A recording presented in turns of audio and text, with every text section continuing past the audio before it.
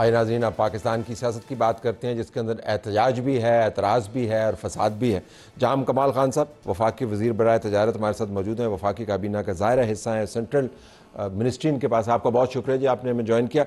मैं एक Chinese counsellor का स्टेटमेंट देख रहा था, कराची में उन्होंने दिया, ब्रीफ सी उन्होंने बात की। उन्होंने कहा जी कि वहाँ पर गवादर में कुछ लोग एहतजाज कर रहे हैं तो उनको एहसास होना चाहिए वहाँ के मनसूबों का। तो चाइनीज़ आपको पता है कि they very economical with words, लेकिन जब ये स्टेटमेंट वो देते हैं तो आपका क्या ख्याल है, वो क्या बताना चाह रहे हैं कि हमने सही तरीके से उन लोगों को कन्विंस नहीं किया या उन लोगों ने इसका एहसास नहीं किया? What's your take? तो सब मेरा एक पास एक्सपीरियंस भी रहा है और बलूचिस्तान से वाबस्तगी भी है। वफाक में पहले भी मौका था, इस दफ़ा भी है। असल में जो सबसे बड़ा एक वैक्यूम डेवलप होता है, चाइनीज़ ने तो अपनी इन्वेस्टमेंट भी की और एक प्रोजेक्ट लॉन्च भी किया और उसका मेन मकसद होता है कि उस इलाके में और एक ओवरऑल पाकिस्तान की तरक्की में वो भी अपना जिस तरह से हाथ उन्होंने एक शामिल अपना एक वे फॉरवर्ड आगे किया है। अब हमारी ज़िम्मेदारी, अब अपनी ओनरशिप हम क्या दिखाते हैं।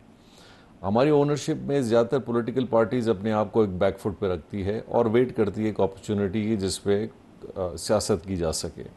अब हालांकि मुल्कों का तो काम नहीं है कि वो प्रोजेक्ट्स भी दें, फैसिलिटेशन भी करें, ऊपर से उन्हीं के प्रोजेक्ट्स के ऊपर एहतजाज भी हों और मामलात भी ख़राब हों। हमारे दौर में भी तकरीबन बहुत सारे ऐसे एहतजाज हुए, लेकिन हमने उनको एड्रेस किया एंड आई एम श्योर कि सरफराज भी इसको उसी तरह एड्रेस करेंगे। वहाँ के लोगों की जो जेन्युइन इश्यूज़ हैं, जब तक हम उनको एड्रेस नहीं करेंगे, लोग इस तरह इस कैप्टिविटी का शिकार होते रहेंगे। अब पुरानी बात है कि आप अगर आप ग्वादर शहर में जाएं, ग्वादर के मसाइल भी देखें और बड़े स्टेंजेंट और सीरियस इश्यूज़ हैं। और मेरे ख्याल से यहाँ भी जो चाइनीज़ काउंसिल की तरफ से जो जिस बात के ऊपर वो निशानदेही कर रहे हैं कि हमारी इतनी लॉन्ग टर्म इन्वेस्टमेंट है और एक इतना एफर्ट है और फिर भी अगर ये चीज़ें सैबोटाज हो जाती हैं तो इनको, इसका मतलब है कि हम सीरियस देखें, हुकूमत देखे, सूबाई हुकूमत देखे और इनको एड्रेस करें। तो प्रोजेक्शन का मसला है या पॉलिटिकल ओनरशिप का मसला है? क्योंकि वहाँ पर तो तमाम जमातों का इसमें फ़ायदा होगा अगर ये प्रोजेक्ट्स बनेंगे, अगर पोर्ट चलती है और ट्रेड होती है, शिपिंग होती है। सो अगर आप लॉन्ग टर्म विजन देखें तो it's a win win for everybody. So Chinese तो ये कह के मेरे ख्याल में थक भी गए हैं। कुछ जमातें बलूचिस्तान में ऐसी हैं कि जो तरक्की पर उन्होंने कभी सियासत की नहीं है, इश्यूज़ पे की हैं। तो अगर आप तरक्की ला के इश्यूज़ को सॉर्ट करेंगे तो फिर सियासत नहीं हो सकेगी। और मैंने देखा यही एक नैरेटिव रहा है जो कि एक बहुत एक्सट्रीम व्यू पे लेफ्टिस्ट और राइटिस्ट का बलूचिस्तान में है। फेडरेशन की तरफ से जितनी भी जमातें हैं वो हमेशा काम की तरफ तवज्जो देती हैं कि बलूचिस्तान बने। बाकियों को मौका मिलता है वो हमेशा एक नैरेटिव बिल्डिंग पे बात करते हैं और कोशिश करते हैं कि उन चीज़ों की तरफ जाएं जहाँ से उनको पब्लिक सेंटिमेंट्स का ज़्यादा एक फ़ायदा मिले। अभी आपने देखा है कि वहाँ के एमपीए थे जिन्होंने एक बहुत बड़ा एक ग्वादर में एहतजाज रखा, बहुत बड़ा ग्वादर में एहतजाज, आज एमपीए हैं। तो एक सवाल बनता है कि उनके लिए भी इतने, इनसे भी ज़्यादा लोग थे, तो क्या इसका मतलब है वो एड्रेस नहीं कर सके? हमारे लोगों का एक बहुत बड़ा है कि वो बेचारे बड़े सिंपल लोग हैं, बातों में आ जाते हैं, तकारीर में आ जाते हैं, लेकिन जो ज़िम्मेदारान हैं जब ऐसे पोजीशंस पे जाते हैं और रियलाइज़ करते हैं कि जी हम बस बातों की हद तक तो चीज़ें ठीक थी, हल हम भी नहीं कर सकते। तो इस सेंटिमेंट को एड्रेस करना होगा जिसकी वजह से लोग बाहर निकलते हैं और एहतजाज आपको लगता है कि बड़ा तगड़ा एहतजाज है, लेकिन वो आप कह रहे हैं कि वो सेंटिमेंट को एड्रेस करने वाले ज़्यादा लोग हैं नहीं, वो तो सियासत करने वाले हैं उसके ऊपर।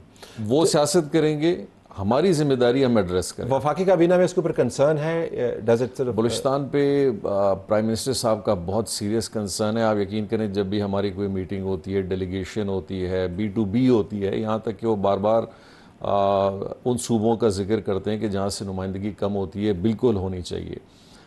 हमें अभी आपने देखा है कि बलूचिस्तान का एक सोलर ट्यूबवेल का एक बहुत बड़ा इशू है। मैं 10 साल उसको देख चुका हूँ कि वो कभी पाए तकमील तक नहीं पहुँचा। प्राइम मिनिस्टर साहब ने एक एफ़र्ट की, अल्हम्दुलिल्लाह चीफ मिनिस्टर ने एक एफ़र्ट की, वजारत ने की। आज तकरीबन 27,000 ट्यूबवेल बलूचिस्तान के लोगों को जाके मिलेंगे इस लेकिन हवाले से। Specifically Chinese concern on CPEC, क्या ये आपका ऑनगोइंग कंसर्न है वफाकी काबीना में? इसको एड्रेस करने के लिए कोई आपने पॉइंट पर्सन अपॉइंट करते हैं? मतलब वफाकी काबीना इसको किस तरह रिएक्ट कर रही है? वफाकी काबीना में देखें जी, जो प्राइम मिनिस्टर साहब का विज़िट चाइना का रहा, उसके बाद उसके फॉलोअप्स रहे और जो एक बहुत बड़ा सक्सेसफुल B2B हमने किया एंड मुसलसल विज़िट्स हो रहे हैं चाइना के, तो ये शो करती है दैट सिंसेरिटी। और वो कमिटमेंट के जी हम चीज़ों को ओन कर रहे हैं और चीज़ों को किसी लेवल, ये नहीं कि हमारी कमिटमेंट सिर्फ एक जगह है, हम अपनी ये कमिटमेंट सबके साथ रख रहे हैं, चाहे वो यूएई के साथ हो, चाहे वेस्ट के साथ हो, सब की तरफ है।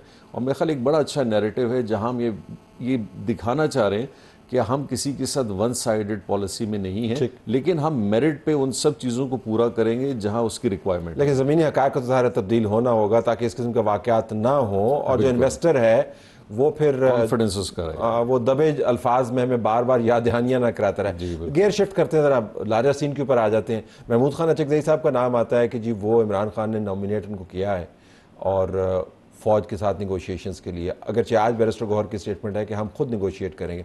ज़रा तो महमूद खान अचकज़ई के रोल के बारे में जानना चाहूँगा कि अगर वो निगोशिएटर का रोल करते हैं, प्ले करते हैं, तो वफाकी हुकूमत को क्या काबिल कबूल होगा इस किस्म का निगोशिएटर इन बिटवीन? बलूचिस्तान के कंधे मेरे ख्याल हर लिहाज से इस्तेमाल होते हैं। देखिए इस चीज़ से ज़ाहिर होती है कि हम कितने उस मामले में सीरियस हैं। जहाँ तो मेरा ख्याल किसी ऐसी चीज़ में उम्मीद की किरण नज़र आती है तो मेरा ख्याल फिर बलूचिस्तान की ज़रूरत नहीं पड़ती। जहाँ मेरे ख्याल उम्मीदें बड़ी कम होती हैं तो फिर बलूचिस्तान की नॉमिनेशन भी आ जाती है। तो आप ये कहते हैं कि महमूद खान अचकज़ई का नाम देने से पता ही चलता है कि या तो उम्मीद नहीं है और या फिर कमिटमेंट नहीं है बातचीत के बारे में? मेरे ख्याल दोनों नहीं है। दोनों जी। बातचीत होनी चाहिए क्योंकि अब बयानिया ये बन रहा है कि आपकी हुकूमत चाहती है कि फ़ौज की और पीटीआई की लड़ाई होती रहे। आर्गूमेंट में वज़न नहीं है लेकिन ये आर्गूमेंट बहुत सुन रहे हैं। तो मैं आपका व्यू जानना चाहूँगा कि वाक़तन आप खुश खुर्रम बैठे हैं कि ये दोनों आपस में लड़ रहे हैं, हमारी हुकूमत चल रही है? जिस तरह देखिए हुकूमत चल रही है उसमें जिस संजीदगी की लेवल मैंने अपनी ज़िंदगी में देखा है, सियासत की है, बड़ों को देखा है, इतना एफर्ट मैंने बहुत कम देखा है कोई प्राइम मिनिस्टर अपने काम में दे। The level of commitment and the level of interaction and things in addressing issues. और हमारी गवर्नमेंट, आप यकीन करें, ज़्यादातर हमारा टाइम इन चीज़ों पे गुजरता है कि हम ये पब्लिक नैरेटिव इशूज़ को एड्रेस कैसे करें, वो चाहे कि मुख्तलिफ़ चीज़ों पे है। जहाँ तक बात दूसरी सियासी चीज़ की आई कि देखिए हमने पहले ही बड़ा क्लियरली प्राइम मिनिस्टर ने कहा है कि हम हर उस हवाले से जो पाकिस्तान की मफाद में है, floor of the house prime minister ने कहा आप आएँ, बैठें और बात करें। लेकिन किस चीज़ों पे बात करें? देखिए सबसे पहले तो हमारा आज शराइत की फहरिस्त दी है उन्होंने, आज उन्होंने कहा जी कि उनकी शराइत के उनके फॉर्म 47 की आपकी हुकूमत को फारिग करें और वगैरह उनके शराइत में अगर वो सारी चीज़ें हैं जो पाकिस्तान और पाकिस्तान के अवाम की बेहतरी के लिए आज के दौर में चीज़ों को हल करती है तो बिल्कुल हम सामने जाएंगे, बात भी करेंगे और हल भी करेंगे। लेकिन अगर मेरे शराइत मेरे ख्वाहिशात के मुताबिक हों तो फिर तो मैं किसी की ख्वाहिश पे नहीं चल सकता। आज आपकी ख्वाहिश है, कल किसी और की ख्वाहिश होगी, तरसों पर किसी और की होगी।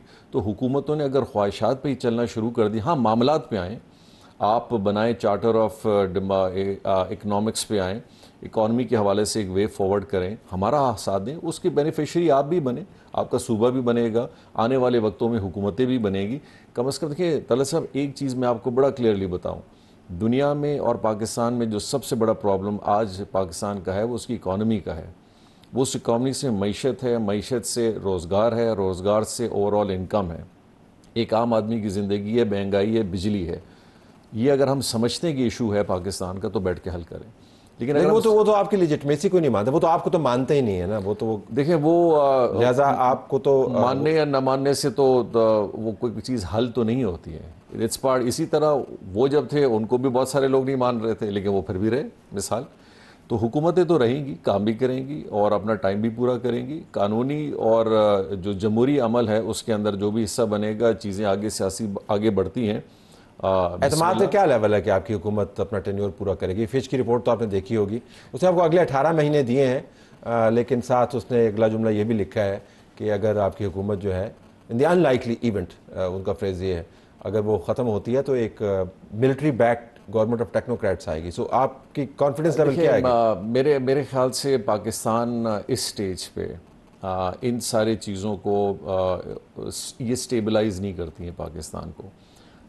मेरे और आपके लिए बड़े अच्छे सूदिंग, बड़े कभी कुछ लोगों को बड़ी सूदिंग लगती है जब ऐसी बातें सुनते हैं और फिर उस पर पूरा एक्सपर्ट्स बैठे होंगे, एक्सपर्ट्स से बात होगा।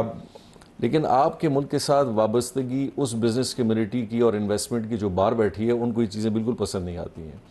तो वही देखते हैं कि आपके अंदर जब स्टेबिलिटी और कंटिन्यूटी नहीं है तो वो आपके साथ इंगेज नहीं करते। और इसी तरह हमने देखा कि उन्होंने इंगेजमेंट्स कभी कभी बिल्कुल ख़त्म कर दी। और आजकल के दौर में तो और इसलिए ज़्यादा है कि पोलराइजेशन बहुत दुनिया में बढ़ गई है और लोग बड़ा अपना इन्वेस्टमेंट को सिक्योर करना चाहते हैं, इसीलिए बड़ा मुश्किल होता है पाकिस्तान में इन लोगों को लाना और इनसे यहाँ पे कमिटमेंट दिलवाना, जो कि एक बहुत बड़ी अचीवमेंट हुई है इन पिछले 4 महीनों के अंदर।